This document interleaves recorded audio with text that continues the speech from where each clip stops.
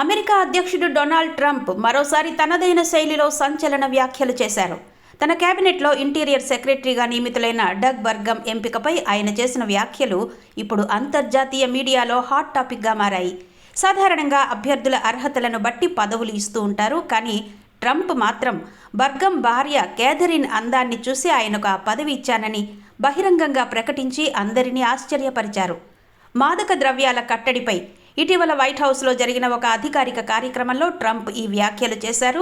ఒక ప్రచార వీడియోలో డగ్ బర్గమ్ తన భార్య కేథరిన్తో కలిసి గుర్రపు స్వారీ చేస్తుండగా చూశానని, అందులో ఆమె చాలా అందంగా కనిపించిందని ఆయన పేర్కొన్నారు.